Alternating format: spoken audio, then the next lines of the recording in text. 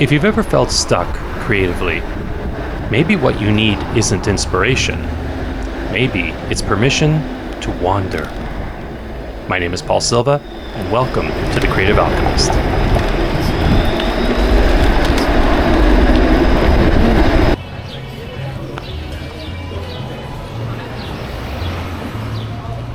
I will not get a churro. I will not get a churro. I will not get a churro. You know? So I'm here in Kensington Market, which is in the west end of Toronto. And I'm here taking some photos. And I wanted to share with you a bit of my creative process. And this doesn't necessarily or specifically have to do with photography. It can be with anything that you might be working on, anything that's a creative expression. It could be artistic. It could be something in your business. It could be a relationship, habit that you're creating or breaking. And just some insights and just how I approach things so that maybe it can be useful to you in what it is that you're building and crafting in your life. When I head out with my camera, I might have a rough idea of what I want to capture.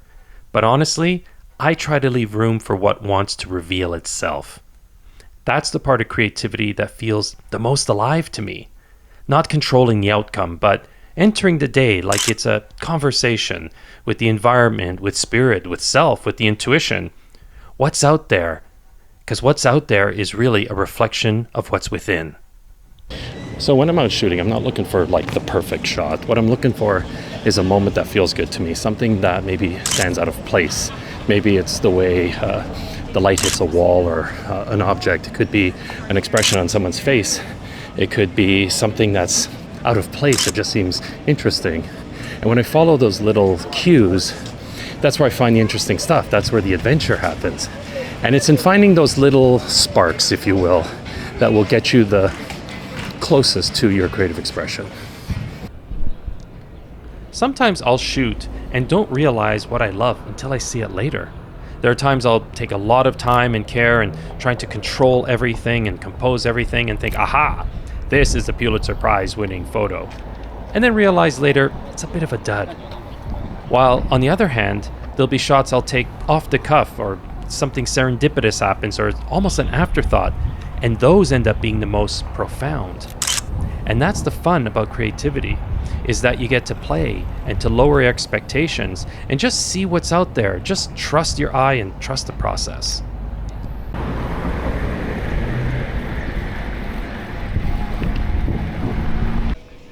Creativity isn't just about making something. It's about being in relationship with the world around you. It's alive. And whether you show up with a camera, a notebook, an idea, whatever it is, the moment you step into that creative space, the process becomes collaborative. For me, when I step into a place like Kensington Market, the sounds, the people, the textures, the weather, they all start to shape the direction of my attention. And wherever you are, whatever you're doing, you are in collaboration with your environment, with spirit, with your intuition, that creative tug that you have, that's all part of source energy. So part of being open is staying away from being fixed in one place. So sometimes I'll come out here and thinking I'm going to shoot some murals, or maybe I'll be fixated on how someone arranged the fruit stand or a display or something like that. When in reality, I might be, pulled into other places, or I might end up talking to someone. Can I take a picture of you? You know? Yeah. Thank you. And that's not failing to plan. That is the plan if we are open to it. And it's in those moments when you let go of being fixated on how it should be and allowing how it can be, is that's where you're going to find the best creative solutions and expressions. For me, photography isn't about technical settings or chasing the golden hour. It's about feeling, noticing what tugs at me. Sometimes I don't even know why I take a certain shot. It just has to be captured and I oblige. Just like for some, there are words that are begging to be scripted or ideas imploring to be roughed out. And no, there's a difference between creating to impress and creating to express. When you create from your own energy, your own source, your own connection to yourself and how you see the world, it lights you up. It doesn't feel tiring, it feels invigorating. And you draw the people that are buying into your perception of the world. They get to see the world through your eyes. But when you create by committee or by thinking how others think you should create, it's soul draining, it's tiring, and wholly unsatisfying.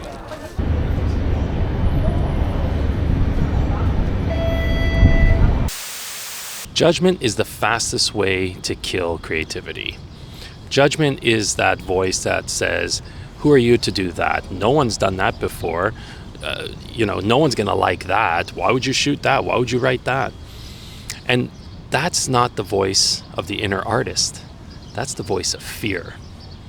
And fear doesn't know what beauty is, but curiosity does. And that's why curiosity has been so helpful for me in taking photos. Some of the best shots that I think I have taken are the ones that I almost walked past, because it's that openness, that curiosity that asks me to, wander and be open and receive. And it's not about initiating or forcing. Those are the worst photos. And in anything that you're doing, if there's something you're forcing, you're negating the creative energy. You're cutting it off at the source. And don't be afraid to get a little lost, intentionally or unintentionally. And what I mean by that is just going off the beaten path. When I'm riding my bike or I'm just walking around like this, I'll go into, little side streets or alleyways and kind of play like the what if. What if there's something really cool there? Because most of the time there is. Now, sometimes it's a dead end, and that's all right. It's still exploration, it's still play. And so if you find yourself stuck, ask yourself, what would it be like to step away from the tried and true, or, what's normally done? Because it's in those little moments where you get to play and explore that you can find some real cool stuff, some gold. So play around a little bit, get a little bit lost. Hi, can I get an Americano, black, hot, large? To go, please. We tend to think of creatives as the ones who act, produce, make, do. But some of the deepest creative insight comes when we listen. Not just with our ears, but our whole body, our whole spirit. It's like when we activate ourselves and become almost like a tuning fork for the frequency that we're being asked to interpret and to listen to. Like, what's trying to get your attention? What's asking to be witnessed, captured, or interpreted? That's your mandate. That's what you set your sights on. See, the way I see it, creativity isn't something that we do. It's a state that we enter. It's a frequency that we put ourselves in. It's like we are in communion with the world around us. And when we are present to that frequency, into that world, and being open, then the frame, the solution, the ideas, whatever it is that you're seeking will reveal themselves to you. Because you're not forcing it, you're allowing it. So one thing a lot of people don't talk about when it comes to creativity is moving through fear and being courageous. And, for example, me doing street photography or doing videos like this in the street, I have to move past the fear of like, oh my God, what people are going to think of me? They're going to think I'm weird. Who am I, et cetera, et cetera. Or maybe they're going to stare at me. And maybe they are, and I don't care. Because to do the thing I want to do, which is this, and to create, I have to move through those fears. And so if, one thing that may help you if you're feeling stuck is what limiting beliefs or fears that you're holding onto that are actually holding you back. Because once you can let go of those and move through those obstacles, who knows what you can create. Creativity isn't reserved for artists or content creators only. It's for everyone. Every time we choose curiosity over cynicism, or play over perfectionism, or presence over productivity, we're being creative. We're adventuresome. We are participating in the alchemy of everything around us and within us. And you don't need a fancy camera or a project to chase. Just start noticing things. Let the world surprise you. When I'm in my creative state, when I'm walking around with my camera, I see everything as a potential shot. When I'm writing and I'm walking around, I think of everything as a potential scene or conversation or a line.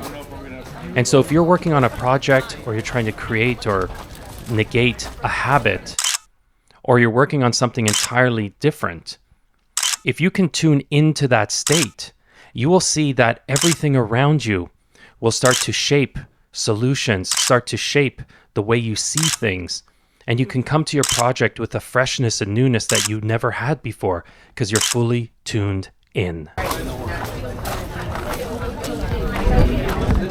If you're in a creative rut, here's a few things that help me, and maybe they'll help you too. First, Stop trying to make something good, quote unquote. Just aim to make something. Anything. It could be a 5-minute walk without your phone, it could be scribbling a page of nonsense, or taking random photos with a camera, or even making a playlist of songs that feel like where you wish you were right now. The point isn't to produce, it's to shift your state. Another thing, try changing your scenery. New places, even unfamiliar grocery aisles or a bus ride you don't usually take, they pull us out of autopilot. And that's when creativity slyly slips back in. And if all else fails, do what I was doing today. Go wander. No expectations, no outcome.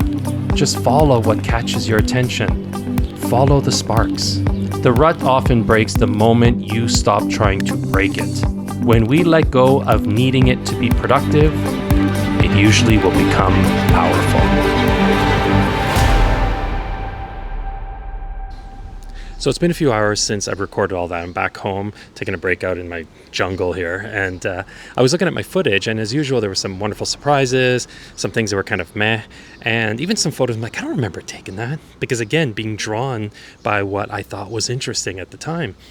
And, I just wanted to give one final insight here. When you try to micromanage the muse, that's when you shut it down. And whenever I'm truly, truly stuck, I stop thinking about trying to be creative and think about what is interesting right now. And when you do that, things just open up. So I'm going to finish this off. Keep creating, keep wandering, stay curious, and we'll see you later here on The Creative Alchemist.